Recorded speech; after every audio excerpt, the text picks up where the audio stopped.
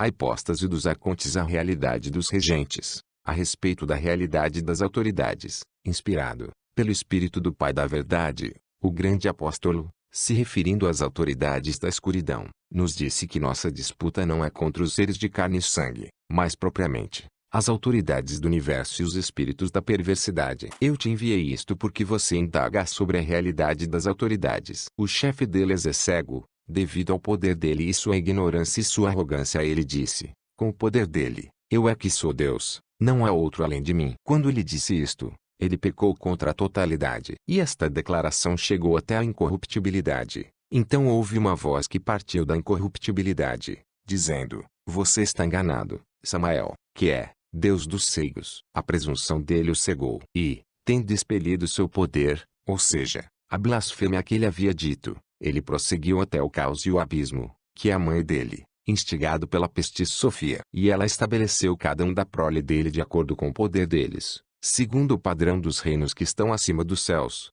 pois, a partir do universo invisível, o universo visível foi inventado.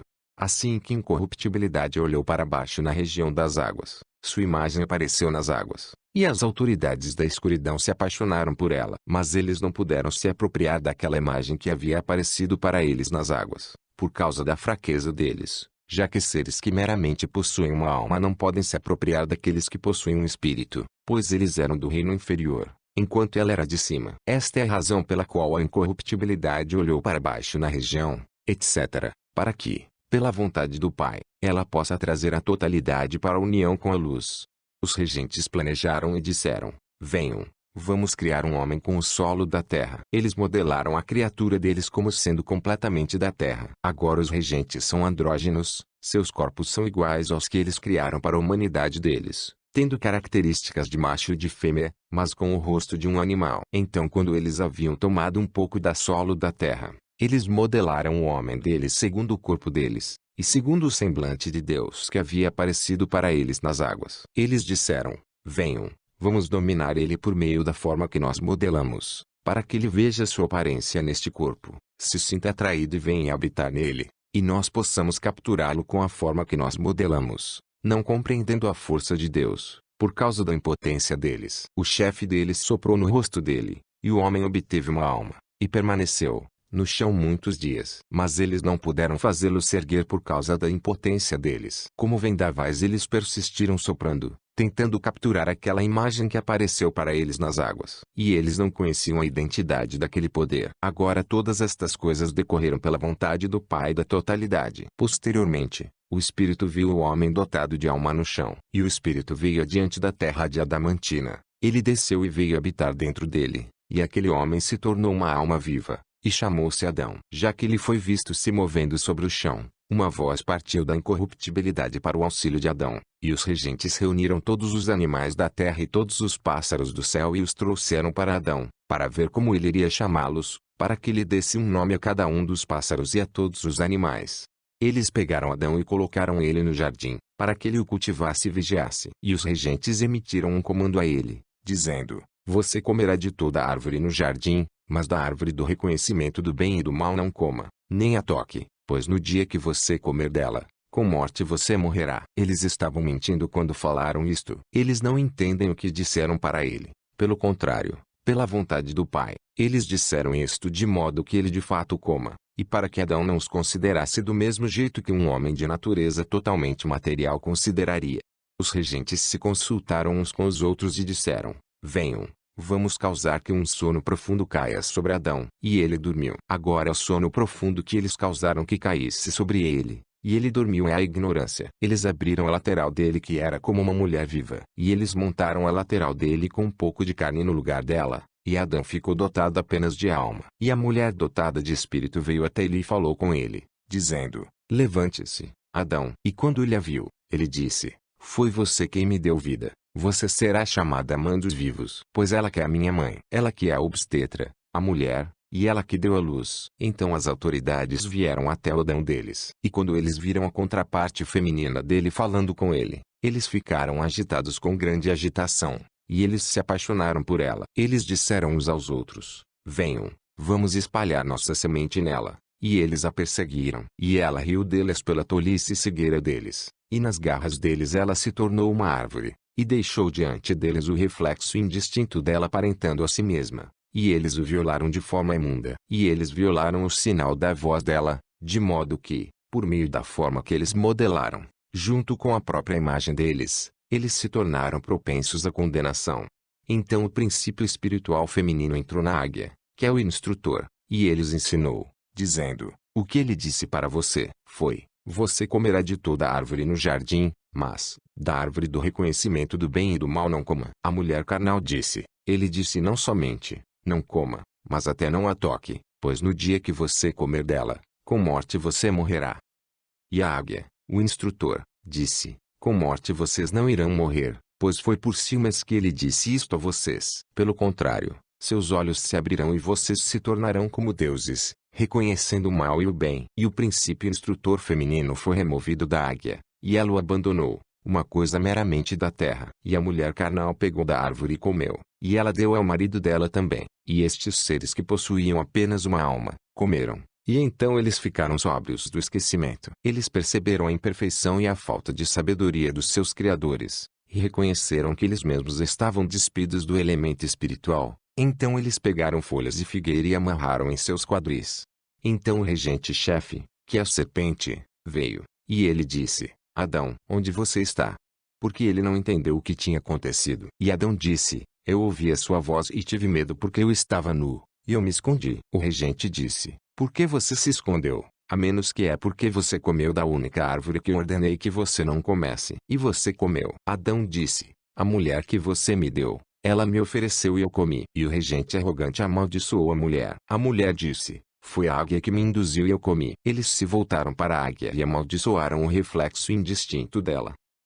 Impotentes, não compreendendo que era uma forma que eles mesmos haviam modelado. Desde aquele dia, a águia ficou sob a maldição das autoridades, até que o regente todo-poderoso viesse. Aquela maldição caiu sobre a águia. Eles se voltaram para o Adão deles, e o tomaram e expulsaram do jardim junto com sua esposa, pois eles não possuem bênção, já que eles também estão sob a maldição. Além do mais, ele jogou a humanidade em grande distração em uma vida de dificuldades, para que a humanidade deles possa estar ocupada com afazeres mundanos, e não possa ter a oportunidade de se dedicar ao Espírito Sagrado. Agora em seguida, ela gerou Caim, o filho deles, e Caim cultivava a terra. Logo após isso ele reconheceu sua esposa, engravidando novamente. Ela gerou Abel, e Abel era um pastor de ovelhas. Agora Caim apresentou das colheitas do campo dele, mas Abel apresentou uma oferenda dentre suas ovelhas. Então Sabaote, que é chamado Senhor das Forças, olhou sobre as oferendas votivas de Abel, mas ele não aceitou as oferendas votivas de Caim. E o Caim carnal perseguiu Abel, seu irmão. E Sabaote disse para Caim: onde está Abel, teu irmão? Ele respondeu dizendo: eu sou, então, zelador do meu irmão. Então Sabaote disse para Caim: escute, a voz do sangue do teu irmão está clamando para mim. Você picou com tua boca. Isto retornará para ti. Qualquer um que matar Caim soltará 7 vinganças, e você existirá gemendo e tremendo sobre a terra. E Adão reconheceu sua contraparte feminina Eva, e ela ficou grávida, e gerou Sete para Adão. E ela disse: eu gerei um homem através de Deus, no lugar de Abel. Novamente Eva engravidou, e ela gerou Noré. E ela disse: ele gerou em mim uma virgem como uma assistência para muitas gerações da humanidade. Ela é a virgem a quem as forças não corromperam. Então eles começaram a se multiplicar e aperfeiçoar. Os regentes se consultaram uns com os outros e disseram: venham, vamos causar um dilúvio com nossas mãos e eliminar toda a carne, desde homem até animal. Mas quando o Senhor das Forças soube da decisão deles, ele disse para Noé: construa para vocês uma arca com madeira que não apodreça e se escondam nela, você e os meus filhos, e os anjos do céu, e os animais deles, do pequeno ao grande, e coloque-a sobre o monte Senhor. Então Oré veio até ele, querendo embarcar na arca. E quando ele não a deixou, ela soprou sobre a arca e ocasionou que ela fosse consumida pelo fogo. Novamente ele fez a arca, por uma segunda vez. Os regentes foram conhecê-la, pretendendo corrompê-la. O chefe supremo deles disse a ela: a sua mãe Eva foi criada por nós. Mas Noé virou-se para eles e disse: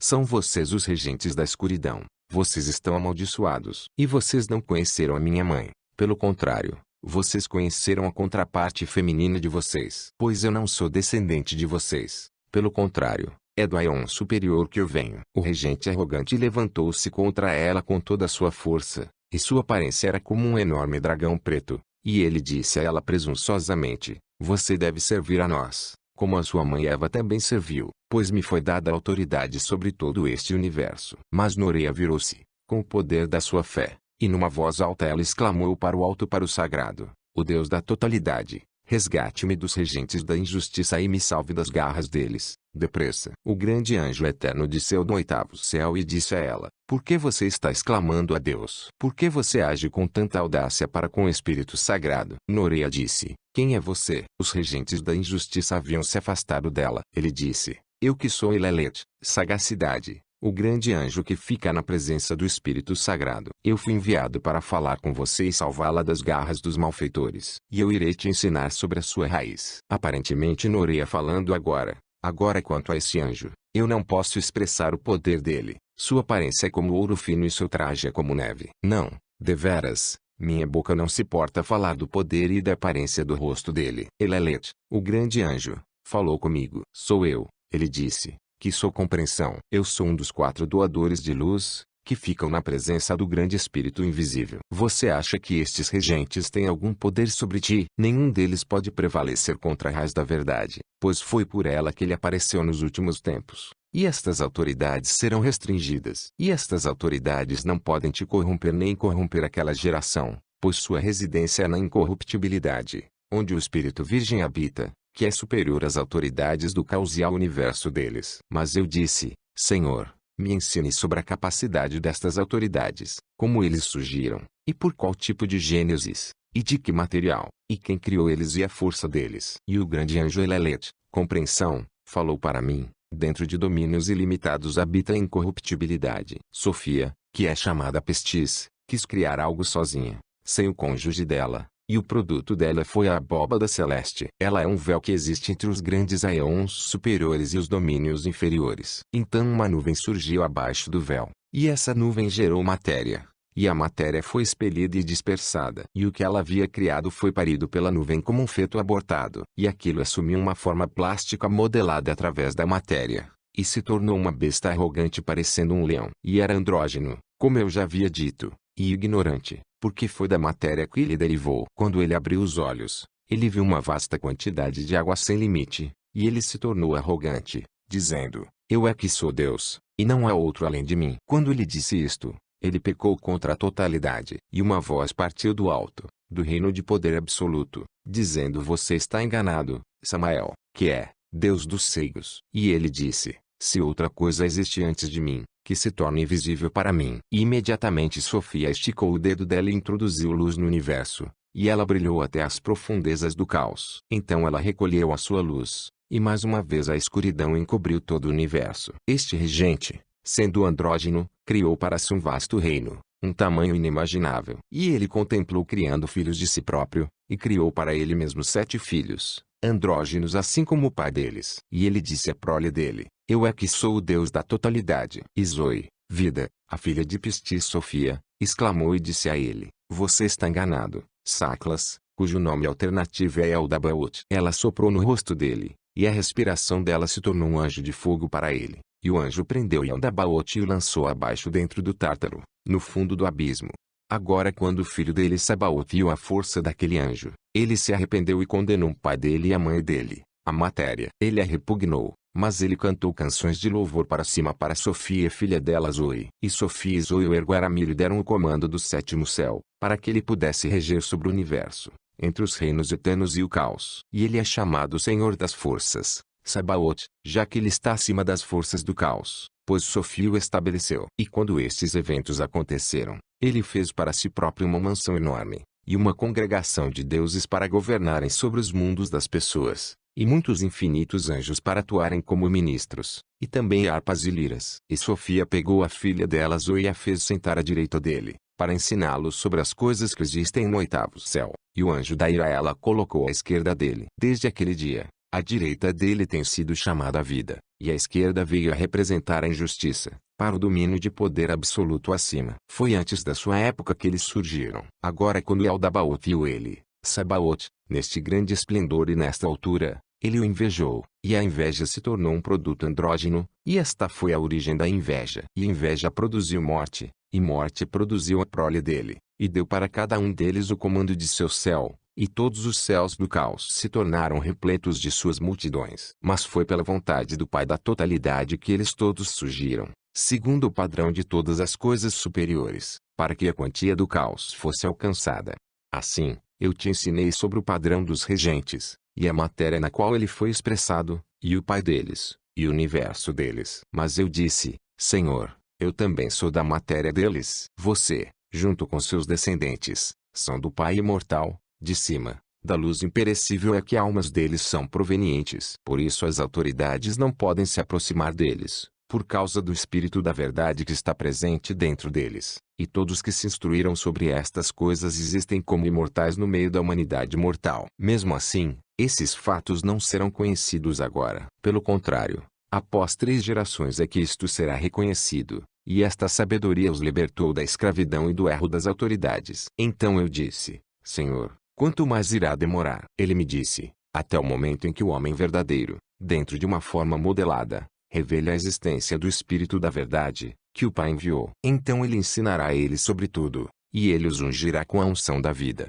dada a ele pela geração sobre a qual não há regente. Então eles serão libertados do pensamento cego, e eles irão pisar sobre a morte com os pés, pois ela pertence às autoridades, e eles subirão até a luz ilimitada, que é onde os eleitos pertencem. Então as autoridades irão abandonar suas eras, e os anjos deles prantearão sobre a destruição deles, e os demônios deles irão lamentar suas mortes. Então todas as crianças da luz serão verdadeiramente familiarizadas com a verdade e com a raiz deles, e com o Pai da totalidade e o Espírito Sagrado. Eles todos dirão com uma única voz, a verdade do Pai é justa, e o Filho preside sobre a totalidade, e todos louvarão nos aeons dos aeons eternos, sagrado, sagrado, sagrado. Amém. A realidade dos regentes,